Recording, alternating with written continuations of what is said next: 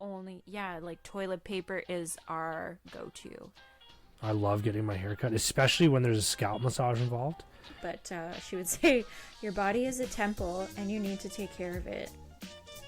We have a lot of flexibility. Yeah, where he just ate garbage. How long was that? A year? Do this. I can't do this without Cassie and the kids enabling me to do this. I find myself encouraging myself, so I'm like, no, you can do this. Don't give up. We got lots to say. I love my husband so much and my son. I had a baby. Her name is Isla. I want to see the baby. I've definitely had multiple drinks on multiple episodes. Loosen up. It's a podcast. We're here to have fun, so enjoy yourself. So is this crazy stupid love era, or that was a close call, by the way, guys. I just want everyone to know what a consummate professional Jenna is, and I'm writing it down right now for her quarterly review. Okay, great. I need a raise, so hopefully this bodes anything well. Up from now is positive. Mm-hmm, mm-hmm. Right now you're getting paid fuck all. I'm getting paid in aura points. Paid in aura points. No, very rarely that we get online and just go right to recording. We often totally chit chat beforehand, and make sure there's anything pressing, we get it covered before. Before we get into it. Anyway, this episode started before we pressed record, and it doesn't happen that often. So she's like, "Hey, bitch, hit that button." We've got to record what we're saying here. First of all, thank you for tuning in. This is the We Made It podcast. We appreciate you listening. What was I writing down? Fruitful day. We were just discussing paid what? We said something about paid. Paid. Like you're not getting paid for this. Paid hourly. My quarterly review. And then I was going to I'm write. really hoping for a raise. Yeah, and then I said you don't get paid. Fuck all. Yeah. But then you said paid something, and I get paid in aura points. Paid in aura points. Thank you so much. Yeah. I wanted to write that down. You're welcome. And Pardon me. This is gonna sound so random. It was a organic conversation that I'm recapping, but we got on the topic of what is a zaddy, because we've heard that term. Zaddy, addy, addy. And then we looked it up. Colin informed me that it means, and I've already forgotten the exact words you said, but more or less a rich old guy. Well, they don't say anything about rich. Well-dressed. A sexually attractive man, especially an older one who is fashionable or charismatic. Yeah, charismatic, fashionable, nice. I wonder and for some reason, my brain also just added in rich, because I guess all those things typically go together. Is that... Well, I guess you would normally see... Is that an assumption? Someone who is charismatic and self-confident and well-dressed. Probably has a well-paying job too. In a successful position. Probably just an association in your mind, and so it made sense. Totally. Anyway, so I said Roger Sterling falls under that category, obviously. And then I said, as of late, Steve Carrell. I mean, for a while. I mean, during his Office years, like, to me, whatever, Yeah, he was running mid. But he's... aged like a fine wine. Yeah, he's that dust on the bottle you do want to blow off. Oh my god. Speak for yourself. Yeah. I'm married, bro. Speak for yourself. I was talking about so I brought up Crazy Stupid Love as his... Yes, okay, his turning point. As like sort of his turning point, because up until that point he was very much just dad bod, Steve Carrell, The Office, and he's also not in the public light very often, so you don't get a whole lot of paparazzi shots, and you don't get like a lot of the other celebrities. So it's easy to for him not to draw attention to himself. Mm-hmm. Then he does Crazy Stupid Love, and he's alongside Ryan Gosling, who is like a pre-Zaddy. He's Zaddy to be. I'm pretty sure he's going to be in the qualifiers. Yeah, he's made the short list for sure. Yeah. But yeah, I thought like on the radio they'll play a very new song or a not so popular song surrounded by good songs or very popular songs to try to boost, spread some of them aura points around, you know what I mean? Yeah. I think Crazy Stupid Love did that for Steve Carrell in a big way. Okay. I think people could see him as a sexual figure all of a sudden after that. Yeah. I mean, and because before that, his sexual prowess was limited to The Office, and he not he's not giving Zaddy. Yeah. He's not giving Zaddy. It was not giving. No. Yeah, he was. It was just sweaty desperation. Was his sexual aura throughout The Office. So watching Crazy Stupid Love, I think, and I'm ready for the chirps to come in. I've been talking now for 3 minutes about Steve Carell's sexual aura, but aura. I don't give a fuck. Yeah, and now like he dresses like a fucking rock star. Deny it if you want. He's got that beautiful silver fox hair thing going on. Totally. And I don't know if that's natural, but if it's not, it'd be it's well done. It's well done. I'd like it to be. I like it when my men are natural. Do you know what I mean? Yeah, totally. Yeah. Yeah. You get that. So you bring this subject up, right? I was listening to Mark Normand, I think on Theo Von. Yeah, I saw the clip. Was it? Did it get clipped? He was talking about Jordan or Tony sent it to us. I was talking about Sydney Sweeney and then also Sabrina Carpenter, I think, or maybe I just confused the two of them. But he was like, "Yeah, it's really nice that like the blonde with the big tits. I'm glad it's back, I'm glad it's back." And I was like, "Wait, what?" And they're like, "But as long as they're natural." And I was like, "Please, these guys would take. They can't even tell. How can you tell if they're so big? You know what I mean? Once they get a certain size." We're going to play Guess Who Said It. Guess Who Said It, okay. For the show notes, so when people, if they read it before they play it, who's going to say, "I like my men natural," and who's going to say, "I'm glad they brought back blue eyes and big tits"? It's guaranteed they're going to get it wrong. Yeah. That's the joke. I can hear Cassie upstairs yelling not yelling, but speaking very sternly to Olivia.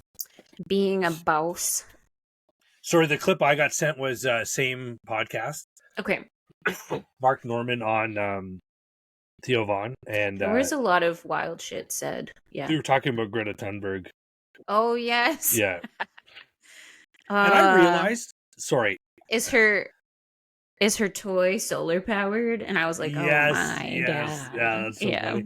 You know what my brain immediately thought of is the fucking power cord that's got to go to get plugged into that thing. Like that, you can't just, it's not like a USB-C, you just plug it into the wall.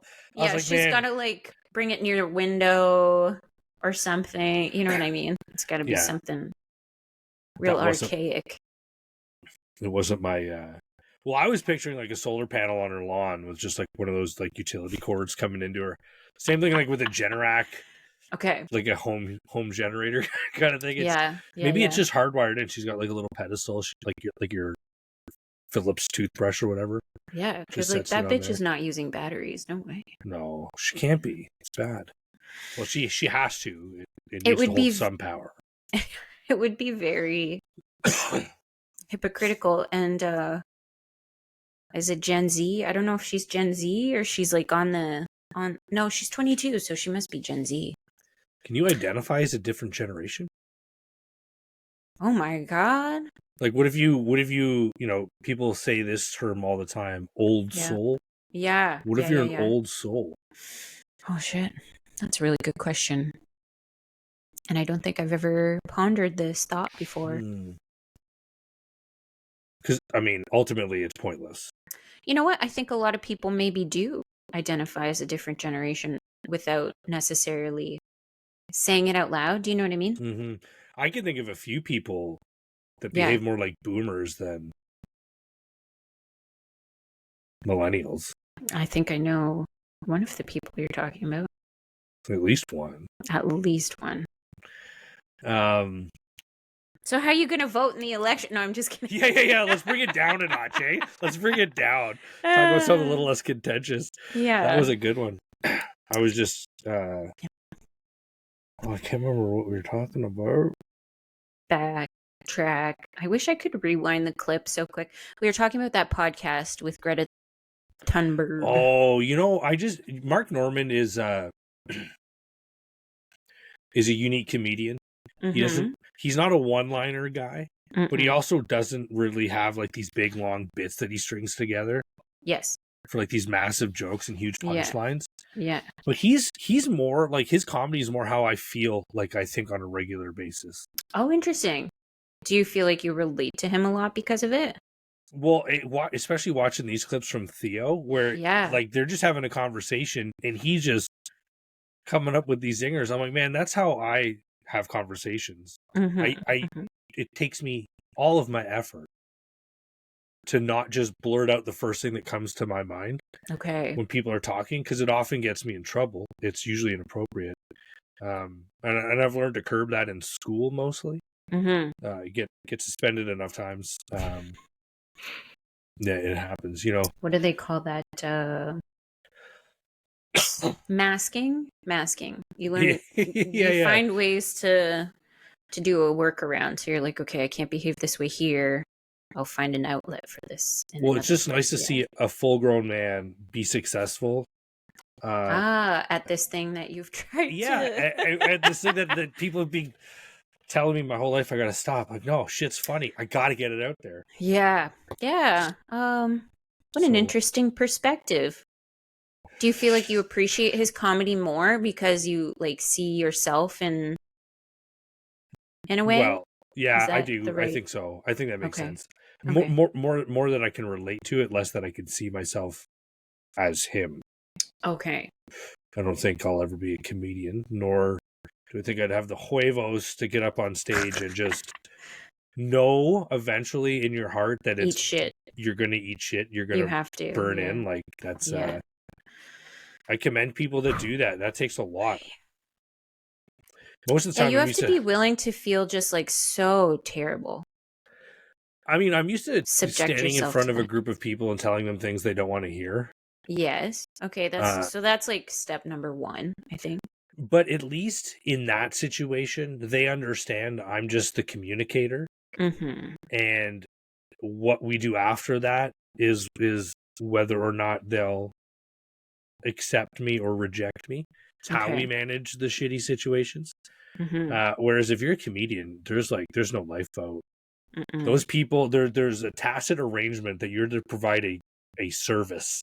And if you don't provide them with laughs, make me laugh. And then there's so many comedians that are just so good at crowd work in the sense that they understand when someone's being super negative, how to get the crowd on their side and then just relentlessly attack this person. It's a unique. Well, and I wonder if that also comes with a lot of expertise, because I'm sure the first few times that this happens, you're like, how do I navigate this situation? I don't know. Like, I think for those kinds of individuals, it's pretty instinctive. Okay. They'll, I mean, I've spent the majority of my adult life just sharing my thoughts openly and with reckless abandon. I remember, I don't want to tell this joke. We were at the officers' mess in Petawawa, and our unit was doing the TGIF that week. The Thank God It's Friday? Yeah, so just basically a beer call, happy hour, whatever. Okay. And so you get up there, you serve the food. Like, you don't have to do any prep work. You just got to be there and sort of run the evening. And we found out that they were drawing tickets for some play and a choir. Okay. And I won't say like the kind of choir that it was, because it paints me in a really bad light, and I don't want that to happen. Okay. But let's just say I didn't expect this choir to be any good. Okay. Actually, that's not true at all. I had no expectations of the quality of the choir. The question was asked, what are the other tickets for? The answer was provided. And in the space it took my buddy to turn left to look at me to try to stop me from what I was about to say, I said, so what do they do? Just get up there and bitch and moan for 2 hours? And he well he nearly... received. Yeah. So the lady that was sharing this information with us is the mess manager. So she's in charge of everything that we're doing and running all the operations of the place. And I found out right after the fact that she's also on the choir. And so it's just, and she knows me quite... double whammy. She knows me really well. We had a really good working relationship. Okay. She had a lot of time for me. I don't know why. But I looked at her and I was just like, I'm so sorry. She goes, no, you're not. I went, no, it has nothing to do with who's on the choir. I just couldn't stop the amazing joke from being delivered. And, the thing that makes it really good is that it wasn't even a good joke. Okay. It was, what are they, bitch and moan for 2 hours? Like, that's like... It's like a medium. That's pretty low level humor, but it was the speed. It was so fast. Like you had it lined up. And there was the added benefit of the follow-on punchline. This was really a 1-2 situation. Mm-hmm. So the 1 punch was my punchline, and the 2 punch was finding out that the mess manager is also on the choir. Anyway, she had a good laugh. We all laughed. Everyone laughed. Everyone laughed. It was good. It was the best night ever. That's fabulous. Yeah. And that's all I got. Did you we'll win see the you next tickets? Week. Did you win the tickets to go see the choir? I did not. I did not win the tickets. Okay. That would have been full circle irony, no? I almost should have been made to go. Right. As sort of penance for my smart ass remarks. Yeah. And then I would have been moved to tears by the quality of their singing, I'm sure. Yeah. Either been like, for good reasons or for bad. Yeah. I have regrets. I shouldn't have called you these names. Either as bad as I thought they'd be or much, much better. Right. Speaking of being disappointed by things, I was telling Cheryl, that's my mother-in-law, this evening. Because we've been kind of like, I don't say house hunting because it's been kind of loose, lackadaisical. Something comes up. But house We're scouting. Curious. Yeah, house scouting. Thank you. We're doing some reconnaissance on houses. This one particular house we did take the time to go see, and it had been listed for sale for like 12 hours. Oh, wow. And in that time, it already had an offer placed on it. Damn. And so we said to our real estate agent, like, do we even bother going to see this place? And she says, I talked to the real estate agent, like the listing agent. She said there's an escape clause, they call it. So ultimately, if we made a better, more valuable offer, we could potentially kick the previous offer out. But it all ended up being moo, as Joey would say. As they say, yeah. Doesn't matter. Because we went to see the place, and despite it being like cosmetically beautiful, like they had done a lot of like really nice upgrades, and like the actual shape, layout, whatever of the house was like so nicely done. It was built slab on grade, like in a marsh. And so now Jordan jokes that it's Shrek's house. But it was like, I know we had a wet winter and whatnot, but like the sump pump, like, okay, so it's slab on grade and there's still a sump pump to pump water out of the crawl space that's like under the house. Cause I guess there's shit going on under there to pump the water out from under the concrete, perhaps, is what I'm thinking. That's weird, right? Yeah. So anyways, it wouldn't stop, and it was just spewing out. It was spilling over. Like, the sump would pump out into this tube, and the tube was clogged, and so it would just pour out, and it was creating this channel. It was turning into a river, more or less, is what was happening. And we were just so, I don't want to say disappointed is a bit dramatic, but like, we were just like, oh, shucks. You know, like, it really takes the wind out of your sails. Yeah, like, we were like, checks off all the boxes. Like, it's got all these nice amenities, nice yard fence, blah, blah, blah, all the things. And then we were like, ooh, too much water. Like, you can't change that, right? Like, you could put in 10 sump pumps. Yeah. But ultimately, you're still sitting in a puddle all the time. And then it got us thinking there's lots of cedars as well. You'd end up with like a nonstop stream of mosquitoes in the summer. Yeah. You'd never be outside. And then I was like, what's the point of living here if we're not going to be outdoors? Not to enjoy it. That sucks. Yeah. Anyway, but it's interesting because like we've noticed that, I don't say quite a few, but there's a couple houses that we've been like piqued curious about. And then we ask our realtor and we're just like, hey, give us the 411 on this. And then she'll be like, already has an offer. Like, another house today just went on the market this morning or last night, and it already has an offer.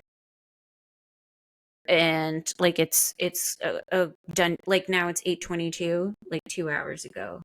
The deal was done. That's wild, because it's like, I'm like, holy shit. You can't just scout anymore. You almost have to be ready to buy. You have to be ready to buy, it seems, for anything like decent, I would say. Like, There's some places we've noticed have been like sitting on the market, and we're kind of like, okay, what's wrong with this place? Because at this price, like, everything else is moving off the market. So like, what's the deal?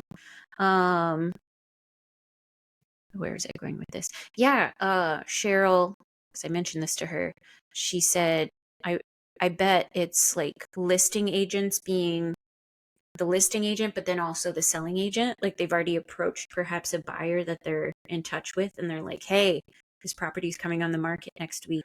Yeah. I'll book you in the 9:00 time slot. You can come see it first thing in the morning and then place your offer. You know what I mean? Like, before lining everything up. Yeah. Which is smart of them. That's great business. No, it really is. And you can't blame them for it. It just sucks because it kind of adds a bit of pressure to something that you're trying to keep casual. Hedges the bets? Is that what it's called? I mean, I guess. I don't know. A little bit. Maybe. I think ultimately what Jordan and I have been saying is like, we don't want to miss out on the right place for us, but we also don't want to like be in a haste and end up buying something in a rush. And like, maybe in 2 weeks something else comes up and we're like, fuck, like, you know what I mean? We don't want that to happen. So it's kind of like, it's hard to figure out exactly what that looks like, and does that exist? You know what I mean? Like, this just becomes more of a philosophical question ultimately. Yeah, I think so. But I think also that if that's the case, I think you're better served in that situation. For example, if you're in a situation like the last one where you're like, we need different arrangements, we can't keep living like this. It's worked out well, but now we need our own place. There's a bit of a lower threshold for acceptance, and there's a bit of a lower threshold for what's acceptable or what you're willing to deal with, or what kind of work you're willing to do, or whatever. But I think if you're looking for that place that you're looking for, I think as long as you're willing to wait, you're going to find it. It's like a more of a long, like, we need to play the long game, so to speak. Yeah. Well, yeah, like, there's no rush. There's no real reason you need to get out of the house you're in. There's just that desire to, or that feeling to know that you're not where you're going to be. Mm-hmm. You know, you're going to end up somewhere else eventually, and you kind of just want that waiting to be over. Yeah, that the way I was describing it to Jordan was like very crude. I was like, shit or get off the pot. Like it's very much like we renovated this house being like, this is for resale, this is for resale, this is for resale.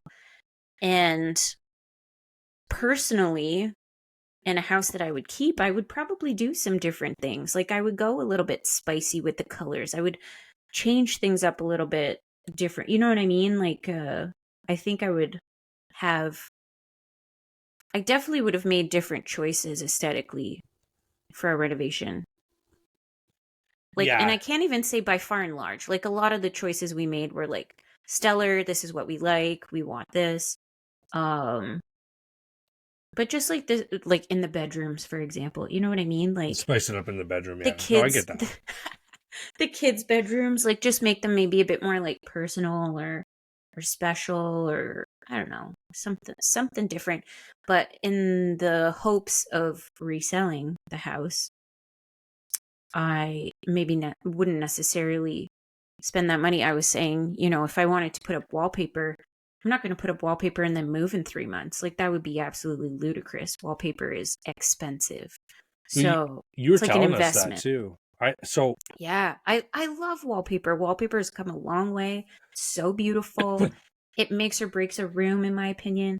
But it's pricey, so you're not changing it all the time. You're going to put it up and then you're going to leave it for decades, probably. That's what I feel about this room in this house. This is the spare bedroom. It's the at-home office and the podcast studio in air quotes. It's a multi-purpose space. Yeah, it's a multi. We're gonna put a sign-up sheet on the front door, or just rent it out. Airbnb. If we get enough people, I might call it an incubator and start charging to be part of their investments. But this room is one of those. It's a split-level house. Yep.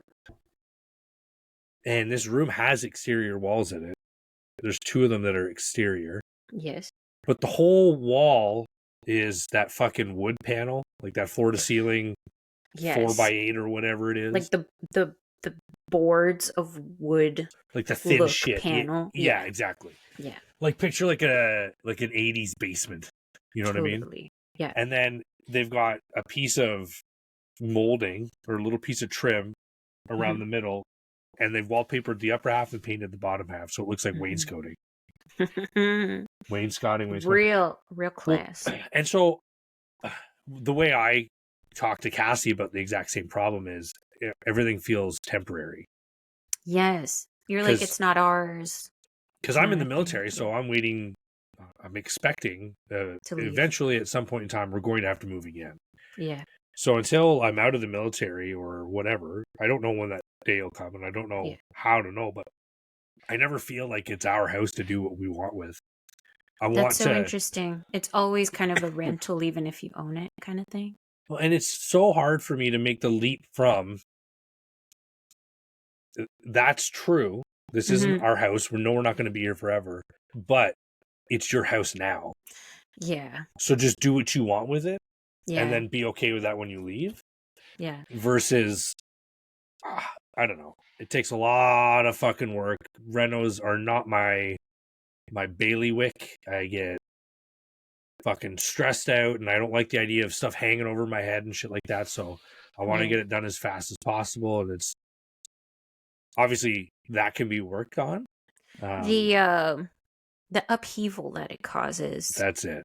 Is too much for some people, I think. Is just like, this is my space and it's a mess right now and I don't like it.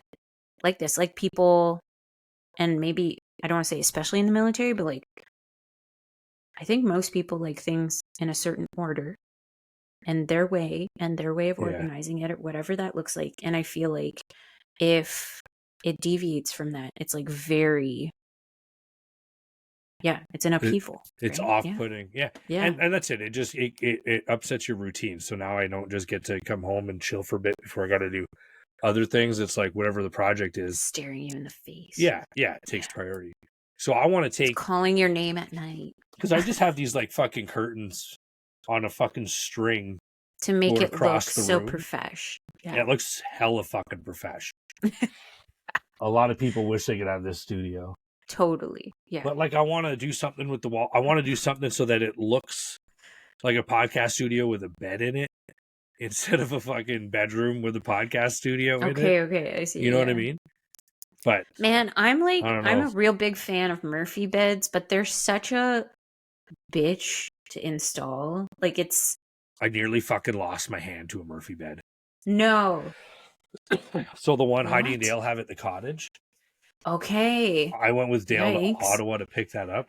Okay. And for those of you who don't know what a Murphy bed is, it's the one that folds down off the wall. It's usually built into a cabinet or whatever. But anyway, I can't remember what we were doing. So wait, did they have a sofa bed and a Murphy bed? Yes. And the spare bedroom? Well, there's only one bedroom at the cottage. Sorry, and the bedroom. Yeah. Sorry. So that's why they have... That's pretty sweet. Well, that's it. Like, you can have quite a few people there. Yeah. So, anyway. The springs on the Murphy bed are incredibly strong. Yeah. Because they're holding up the frame, the wood, and the mattress, and potentially box spring, depending on what it is.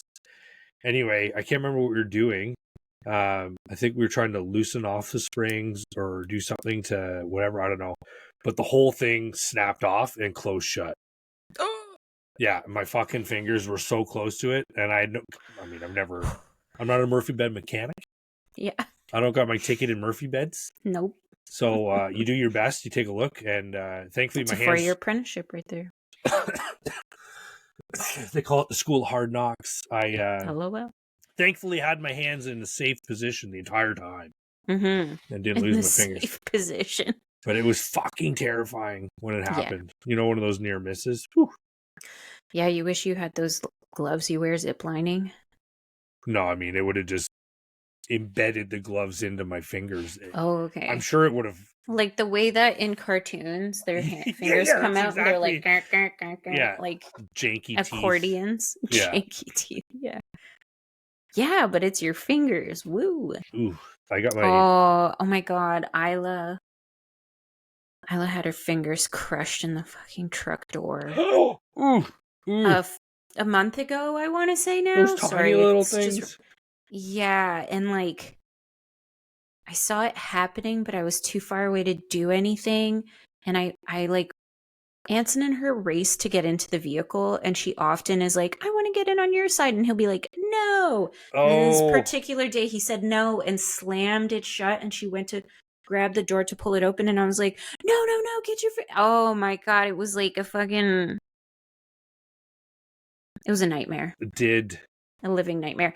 And she was just so sad. And like, she got like, I don't want to call it internal bleeding, but I don't know what it was, like an instant bruise. Like almost like the blood blister type thing. Blood blister. Yeah. Instant bruise, like on her, like right under her second little knuckle. I was like, oh baby. It's good. Just her the fingers one are finger? still flexible. Like mostly the middle finger, but then a little bit on like the two index and ring finger. But I was like, oh honey, I'm so sorry. Did it take her long to calm down? Like a few minutes. Like it was... I didn't blame her either, though. I just like sat with her. I was like, well, I mean... no. And then Anson was crying because he was like, I hurt Isla. I was gonna ask. And I made her bleed. I'm so sorry. And so, anyways, we all cried. And then we went... I was all like, cried. Oh, man. I remember Olivia first time experiencing throbbing pain. Oh, okay. And the kind where it kind of goes away for a bit, like it settles, but then it comes back again. Yeah. Like I think it was like she skinned her knees in her palms one day. And you know, she calms down and then... And you know that's not the last time that's going to happen. Like it never happens just once in childhood. No. You know? I just keep telling her, I was like, yes, it hurts and it's going to go and it's going to come back, but it's not going to last forever. It will stop. I mean, that's all you can do, right? Like, yeah, you're just ushering... Being a parent is teaching your children how to cope with pain. That's all you do. Yeah. Without trying to cause any of your own, which is hard enough on a good day. You know what I mean? Poor kids. Especially mine. Did she, like, was that a long-term sort of sad? Probably like 10 minutes. Okay. Of on and off, but like steeply declining. 10 minutes. Okay. Like the last 6 minutes barely counted kind of thing. You hear like the sniffles. Yeah. Have you ever had your fingers caught in a car door? I did, and I remember it so vividly. Yeah.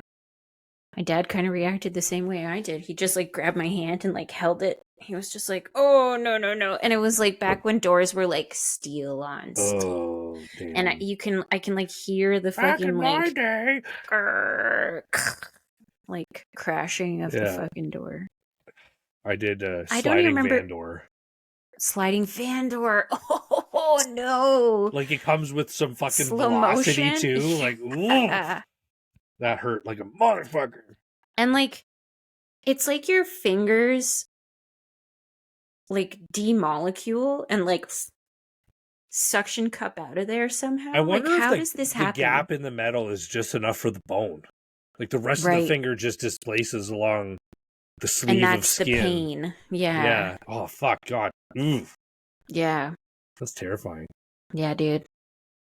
I like, and you're right. Like,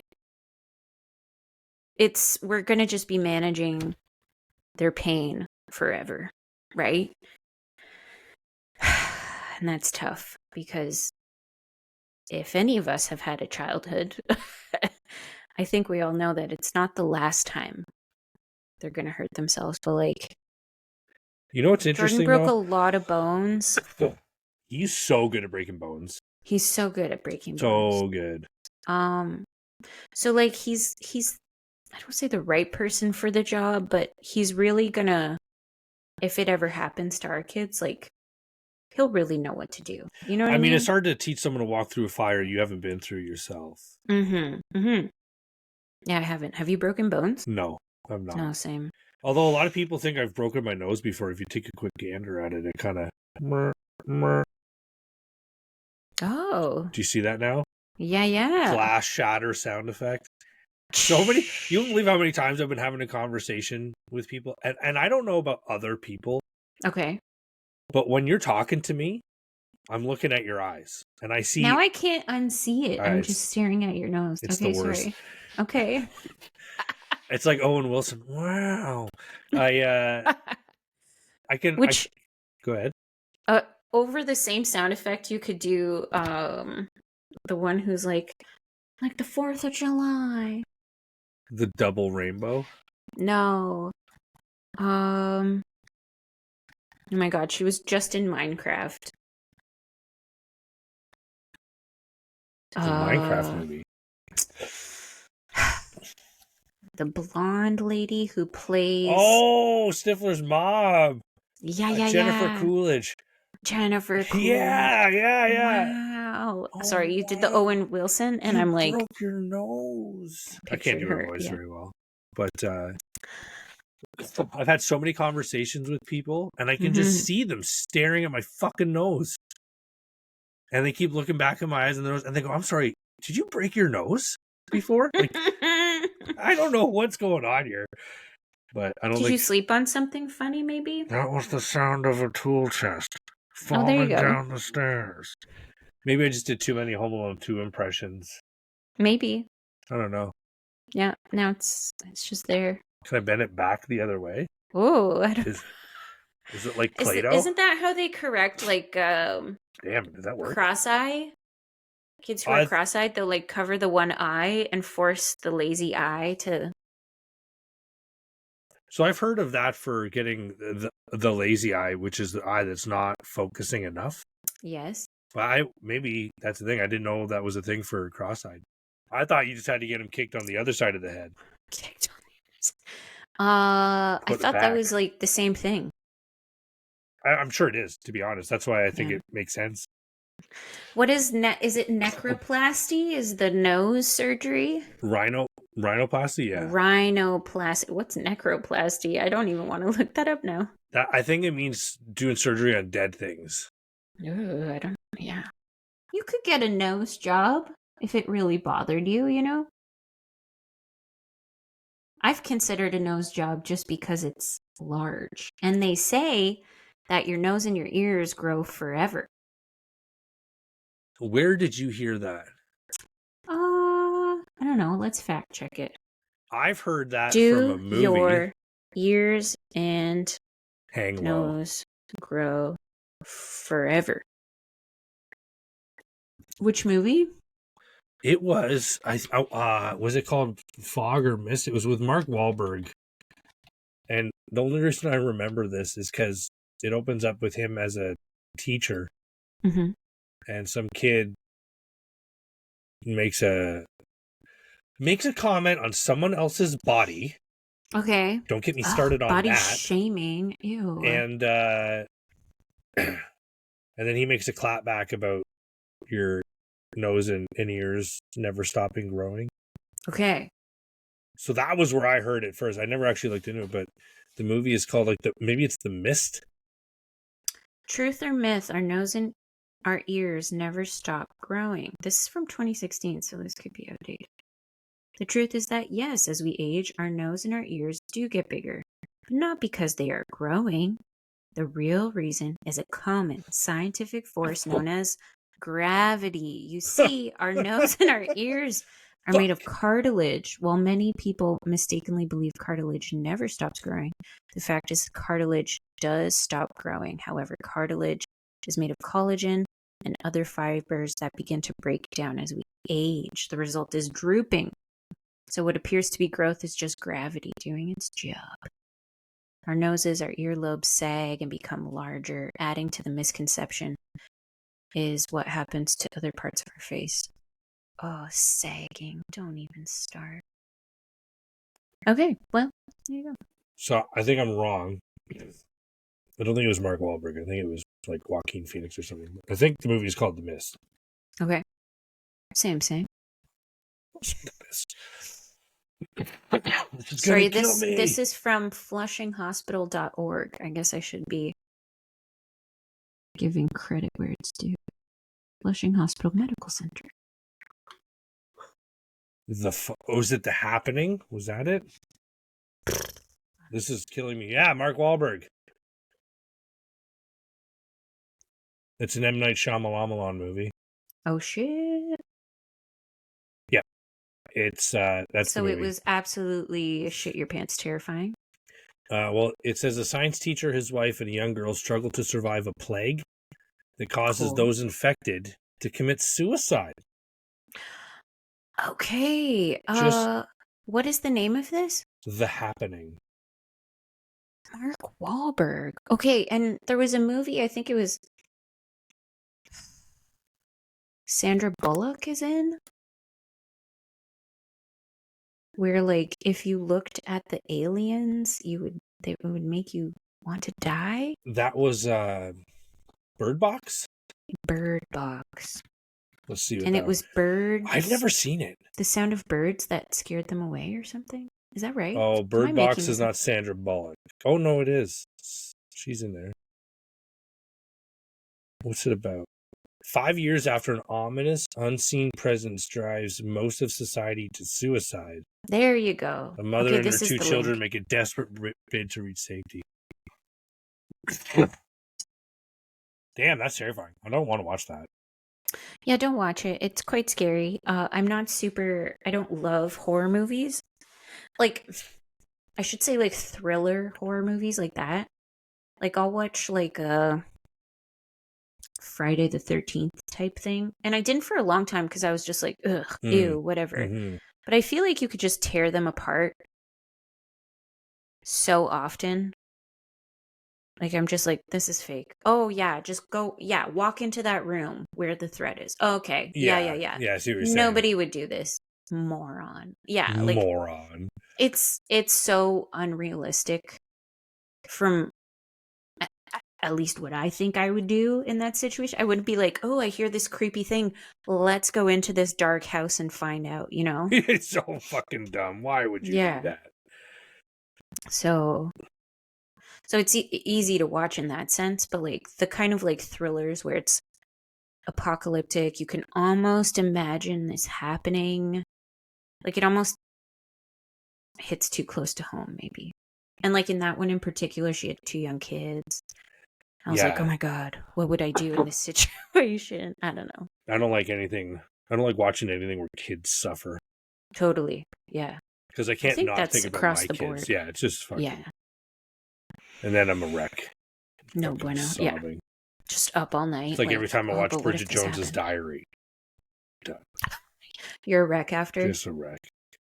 Also, I would just like to say, maybe we've talked about this before, maybe we haven't, but Bridget Jones's character was portrayed as the fat girl. Have you looked at pictures of her in this movie? Is Renee Zellweger? Yeah. Yeah.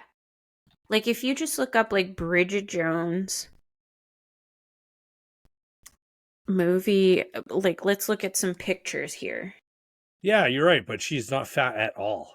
She's so tiny. You're like, oh my God, she's gained so much weight. And I'm like, where? So, you know, in The Office where they're trying to figure out if, what's her name? Hilary Swank is hot or not? Yes. Kelly's like, if she's not hot, then I'm not hot. I'm like, well, fucking, if Bridget Jones is fat, like, God, you know what I mean? Then what is everybody else? Everybody's fat. Yeah. Maybe that's the whole point. Well, there's a an ad that comes up on the kids. It's like Roku channel or whatever. And it's a clip from the movie and they're like, Bridget, why are women in their 30s single these days? Like, they're just like asking her on the professional opinion of being single. Oh yeah, especially, sorry, I'm looking at the picture of her in like the Playboy bunny costume. And they're like, oh my God, look how big she is. Like, I remember tabloid magazines being like, she had to gain so much weight for this role. And I don't know, I'm looking at it. I'm like, I would. Where? Just her boobs then? I would love to be that size. Yeah. It's the only thing on her that looks remotely fat. Yeah. Which. Can you? That's not a compliment. Flash. I don't know. What?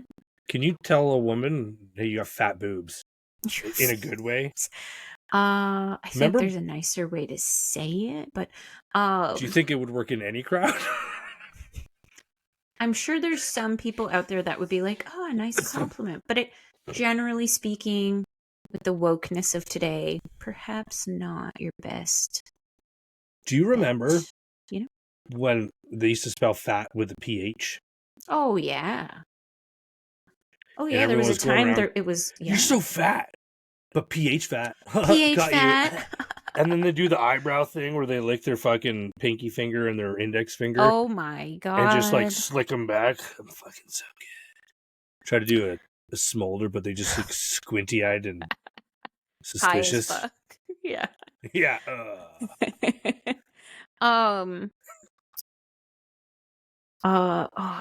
There's like a move that the kids, the youth, are doing today on TikTok, and I can't even think of what it is.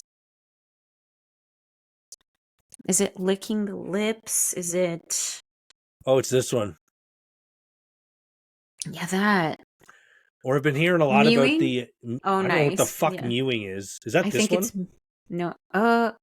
What's this one where they do the fingertips? Feels sexual? One like this. I don't know if it is. So dumb.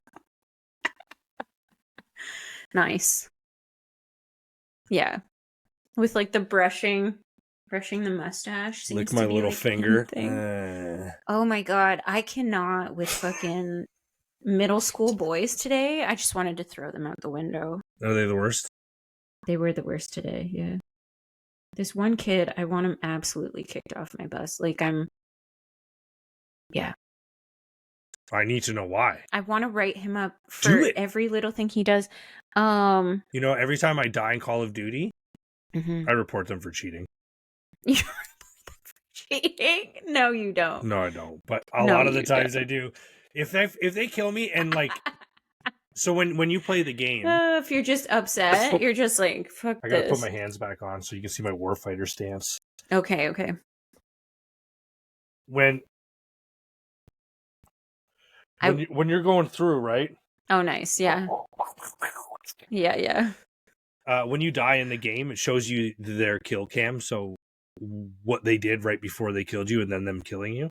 Okay. And sometimes you're watching it and you're like, bro, you were tracking around the corner. There was no way you could, there was no audio. There's no way you could have known I was there. You're like, okay, you got hacks on or something like that. Because it is very common for people to cheat in these games online now. Anyway. Oh, no way. Oh, it's a big problem because... It's a big problem. Well, when you consider it Sorry, I didn't realize. Yeah, how dare you fucking marginalize my casual gaming experience. Hey, for some people it's real, okay? Well, that's the point. So for some people like Tom Segura, he's fighting with his brothers. Honestly, and it's real. He continually sacrifices himself for the greater good. Continually, yeah. Yeah. What an honor it is to just know him. You know what I mean? Know of him. Yeah. Technically, I've been in the same room as him. Live at the same time. Yeah, it's wild. You have been in the same room for like an hour. Thereabouts, yeah. It was great. Fuck, I totally forgot what we were going to talk about. Yeah. Cheating. So there are cheating in your video game. Yep. There are people that stream full time for their job. Yes. So they log on in the morning, they load Twitch everything users. up, and it's like, hey, welcome to my home. Let's go murk some bitches. Yeah. And then a lot of them are really successful because when you play it, some of these people play so many hours. I know one guy, I quite enjoy following him. He's usually on for 3, maybe 4 hours in the morning, and that's it. And that's his job. And then he does editing, and he does he has to run the back of the house so that he can post content and stuff like that. But imagine that seems like a short amount of time comparatively to what I was under the impression people were doing. Like I thought some people think your were impression is still 8 hours a pretty day. Accurate though. Okay. Because I'm not quite sure how it's monetized, but their viewers matter. So the longer you're on there, the more viewers you have.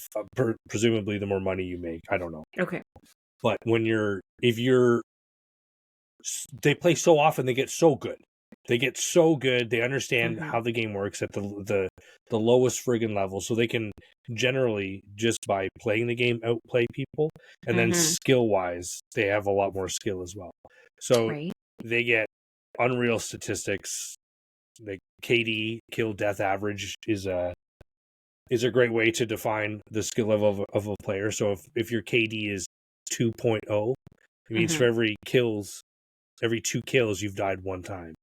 Okay. So it's just a ratio of how much damage you're doing versus how often you're dying. Right. So some of these people have 7, 8, 9, 12 KD, which means for every time they die, they're killing that many people. Whoa. And it's a battle royale, so it's all the players on one map until you're the last one standing.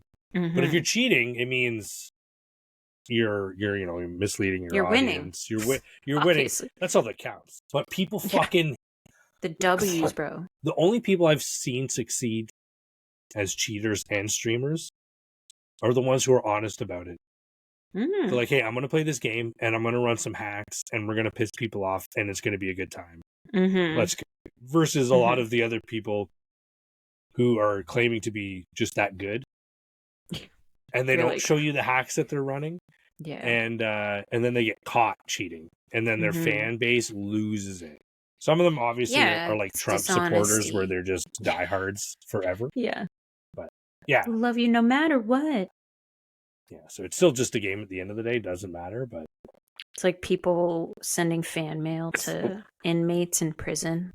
It takes all kinds, right? That level of fandom.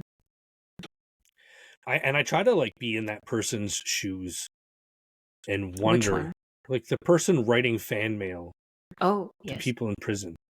How do you go to prison for murder and rape and shit and then leave with a relationship that's a legit from a person not in jail and not forced upon you? Because they just connect in their soul and their spirit. Obviously. That's so fucking weird. You're not being manipulated by a mass psychopath. No way. There's no way.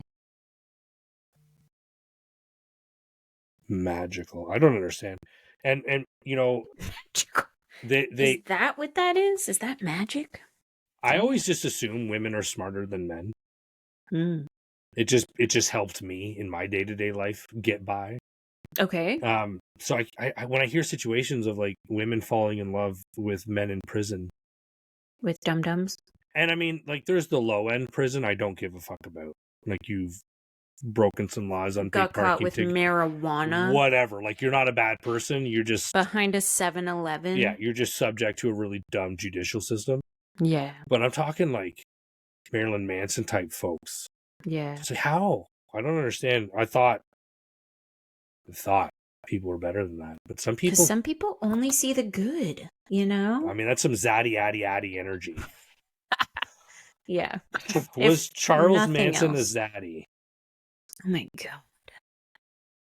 Better question. 0%. Was there anyone at that time in his circle who would have considered him a zaddy? Oh, 100%. Did you not see all those culty bitches? Well, that's my point. Like, I'm thinking of a guy him? who, like, wears jean shorts and has the dirtiest bottoms of his feet you've ever seen.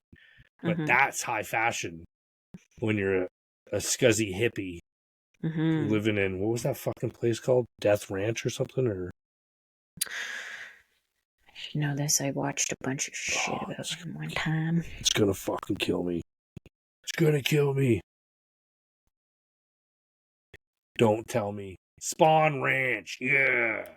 Yeah. It sounds so sinister. Different. With the H instead of a W. Like SPHAN or AHN? SPAHN, yeah. That's because it's some guy's last name. Yeah, there's that theory. Maybe we've talked about this before. The theory that he was like a FBI. Oh yeah, MK Ultra. MK Ultra. So you're thinking, he's a plant, an industry plant. Yeah, to basically get LSD out on the streets. That was the CIA's mind control program called MK Ultra. Mind control. There's a really good MK control with a K. MK, yeah. Okay. That was to keep it really top secret. Was using the K instead of the C. Yeah, honestly, that's how the CIA writes their codes. Totally. So there's a great book called Typos. Chaos. So this guy, with a K? Chaos with a C. Okay. Could you imagine they started spelling Charles with a K? Oh my Atlanta. They would too. So there's a book written by something Bugliosi way back in the day called Helter Skelter. Yes. And it was there was like a sort of biopic or something. Yeah, I think there's probably a few documentaries or something on it too. But the book was talking about everything to do with Charles Manson and that whole period of time. But Pugliosi was, I think, the prosecuting lawyer. Yep. So he was very biased in his research and in his approach and all this kind of stuff. But Chaos was written by a guy called Tom O'Neill, and Tom O'Neill was on the Joe Rogan podcast. Oh shit! Many years ago, and that's where I found this book. And so I read it. It's called Chaos: Charles Manson, the CIA, and the Secret History of the '60s. And it's a really, really, really interesting. Because you only ever get the wave tops. You only ever get the clickbait type comments like, Charles Manson, secret CIA mole for MK Ultra or whatever. But it was much, much more than that. And the cool thing about when I read that book was around about the time I finished Once Upon a Time in Hollywood came out.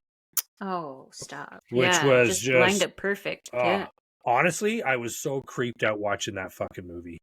No way. So fucking creeped out. Even though you knew it was like kind of like a play, it was like fiction played into reality. Yeah, because there was the element of it that you knew wasn't real. Yes. But then there was the element that was real. Yes. And of course, I microdosed on this whole thing. Oh, terrible idea. I read the book, and then I'm doing all my own research online, reading about it and stuff like that. And so I'm watching the movie going, oh, that's Roman Polanski and that's Sharon Tate. Okay, so this... And I'm trying to figure out how the movie's going to unfold based on what I know happens. Mm-hmm. And anyway, it was still... Takes a turn. It was still really well done. It was so good. Oh, yeah. Quentin Tarantino, I mean, hello. Even the actors, like... Yes. Leonardo DiCaprio, phenomenal. Brad Pitt, phenomenal. Yeah. They all did the Manson's fucking followers. Mm-hmm. Oh.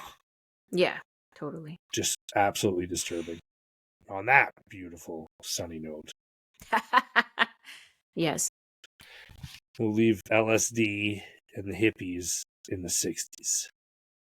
Yeah, dude. I tell you. I will add this small note at the end. My mom talked to me about it.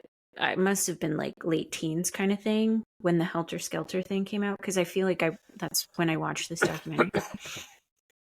And my mom, I think maybe I'm dramatizing this, but I think she has quite a vivid memory of this time, because she would have been in her late teens. Like, I'm trying to do the math. This was late 70s. Was it late 70s when all these things happened? The 60s. 60s, okay. 60s, early 70s. Yeah, so she would have been like a teen. And it's like imprinted in her brain. It must have just been all over the news. Like, it must have just consumed young people of that time, because it was a lot of young people joining the cult and stuff like that. And like, there was a huge hippie movement and whatever. And then to find out what happened would have been just devastating, right? But like, I don't know, just this impression I got when my mom was telling me what she remembered and how she remembered it. I was like, holy shit, like, this is in her mind forever. Like, if she remembers nothing else, she will vividly remember this time in her life. Because, I mean, they say, like, emotions, like, when your emotions are triggered, I don't know what other word to use. High. Yeah. It imprints on your memory more, right? And that's like a fight or flight response. Like, when you're scared, you're more likely going to remember something because you're like, oh fuck, don't want to do that again. And yeah, I think everybody at that time who's like a young person was like, holy fuck. I think there was a sense of that could have been me, you know, if they'd been in California or whatever. Yeah, for sure. California, right? Yep. Yeah. California, LA, I believe. Yeah. So yeah, man. Anyways, just like food for thought. I've been, as you were talking, I was simultaneously trying to think of like, what is our equivalent in this day and age to that? I don't say to that experience, but. Well, we've had bath salts and fucking crocodile and fentanyl. Like, geez, there's no shortage of crazy drugs from our generations. I don't know about cult type stuff other than like. Yeah, I've been thinking of. I don't know. You don't. Scientology so much about that. is. I mean, there's Scientology. I guess there was that. Oh man, Jordan. I don't want to say knows this story well, but it's come up on his true crime podcast. The people who were part of. I'm going to get the details all wrong. One of the ladies was in.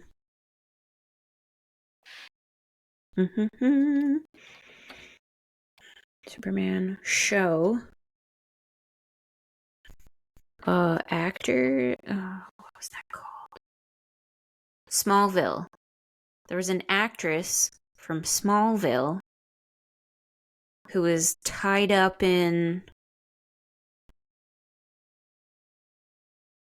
Am I getting these details right? I feel like I'm going crazy. No. Cast of Smallville. I feel like once I figure this out, it will all make sense.